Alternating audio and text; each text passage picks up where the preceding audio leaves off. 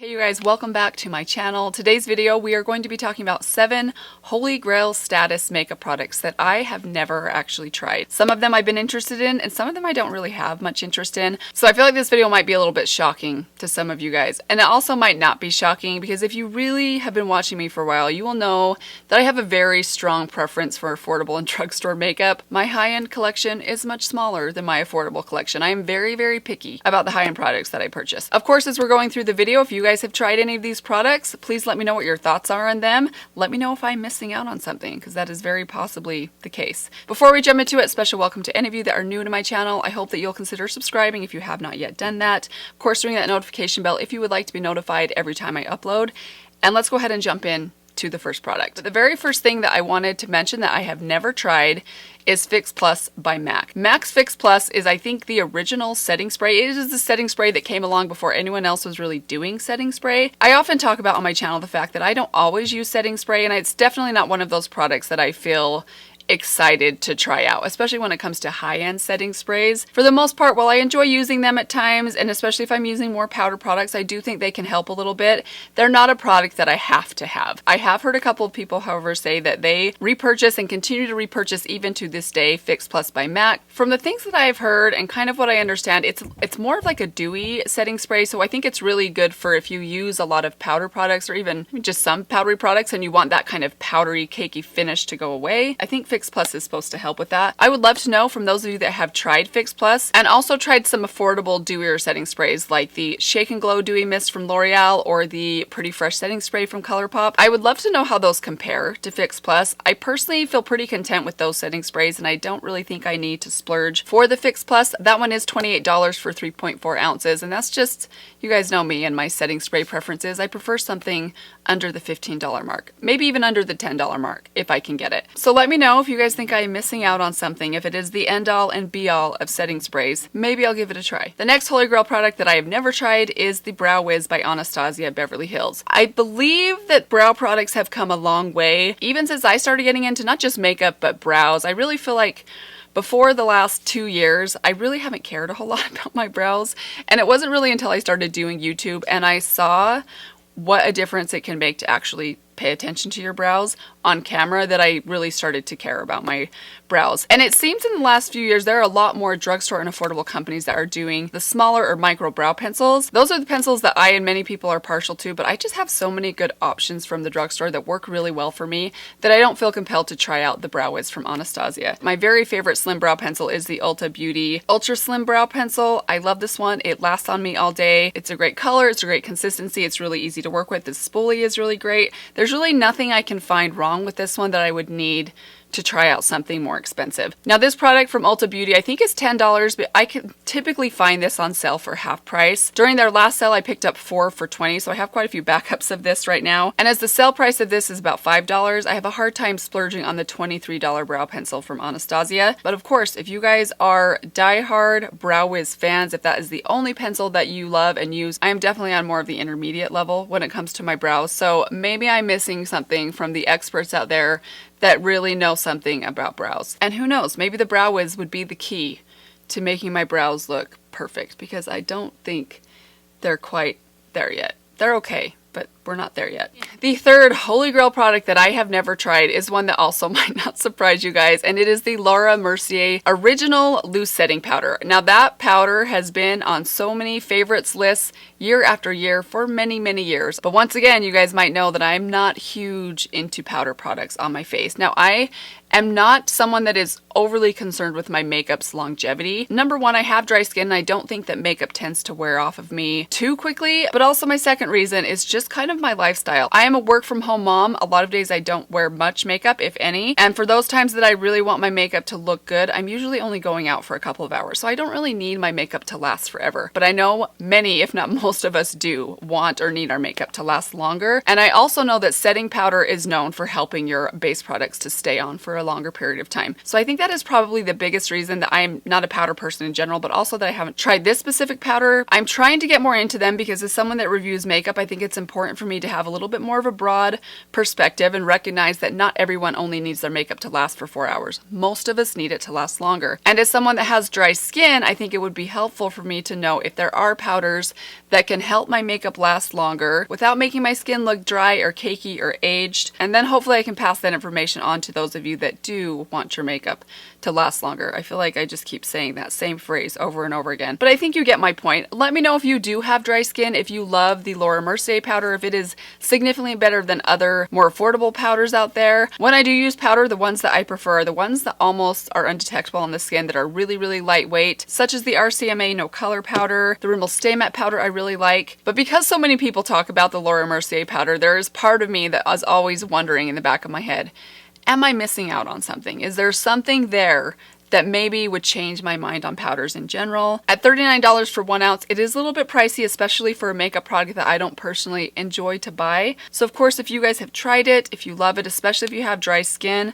let me know. The fourth Holy Grail status makeup product that I have never tried is the Hoola Bronzer by Benefit. I don't know what it is about Benefit's brand in general, that there's something about it that I just never quite get that sort of, I really need to try that feeling from their products. And it's been like that forever. I know a lot of people love that bronzer. And although I've been curious about it, I just haven't felt that need to try it. I have so many great drugstore bronzers that I just, again, don't often feel compelled to buy the more expensive ones. But bronzers are actually one of the products that I do really love trying out. So let me know if I'm missing something with this bronzer. Is the Hoola Bronzer all it's cracked up to be? And does it still hold a candle to the dozens, if not hundreds of bronzers that have come out over the last, I don't know, decade or so? For the fifth Holy Grail product that I've never tried, I'm gonna actually combine two kind of into one because they're from the same brand. They're sort of in the same category, and these are actually things that I'm very interested in trying, and it is the Charlotte Tilbury lipsticks and lip liners. I did recently mention my desire to try out the Charlotte Tilbury lip liners because I've heard so many good things about them as far as their longevity, but also their color range. I do have some drugstore lip liners that I really love for longevity, such as the Essence 8-Hour Waterproof Liner, but the color range in these lip liners is questionable, and also Essence in general, they tend to discontinue their makeup products, I'm finding, almost every year. So my guess is that as much as I love these now, a year from now, if I collect them all, they'll be discontinued. That just seems, with my experience so far, and I've tried out a lot of Essence makeup, that seems to be kind of the route that they go, especially when it comes to their lip and eye products, other than their mascaras. I think those have been around for a while. I also would really love to try out the Charlotte Tilbury lipsticks, and there is one very specific one that I really want to try, and it is from her Hot Lips 2 collection, the JK Magic lipstick. Not only does that look like a beautiful color, but I am a huge Harry Potter fan. I don't know if you guys know that about me. So I feel like the makeup collector and the Harry Potter lover in me should own that lipstick. And I'm sure you guys have seen the packaging on these lipsticks. They are absolutely beautiful. And lipsticks are one of those products that I enjoy having a higher end lipstick. There's just something about putting on a higher end lipstick, pulling the nice packaging out of your purse and putting it on, that it's like a feeling. It's an experience that I really enjoy. And while I still don't have a ton of high end lip products, I do appreciate higher end packaging and formulas in lipsticks. And I know Charlotte is kind of known for her lipsticks. They are, however, very pricey. They're $37 a piece, and that is a huge stretch from my $5 Maybelline lipsticks that I love. So there's something inside of me that I've been so close to purchasing that lipstick so many times, but it is something that is definitely on my wish list, and I would say is up there on my wish list. I just don't know what it is. Well, I do know what it is. It's that price that keeps me from jumping in and taking the plunge. If you guys have tried her lipsticks, and specifically that one, feel free to give me a little nudge because I really would like to pick that one up. That price tag for a lipstick is a little high. The sixth Holy Grail status product that I have never tried is MAC's Face and Body. Now, this is a foundation that I've actually had put on me. My sister is a professional makeup artist, and she uses MAC's Face and Body a lot. She's done my makeup a few times over the last 10 years, and whenever she does my makeup, she always uses that foundation.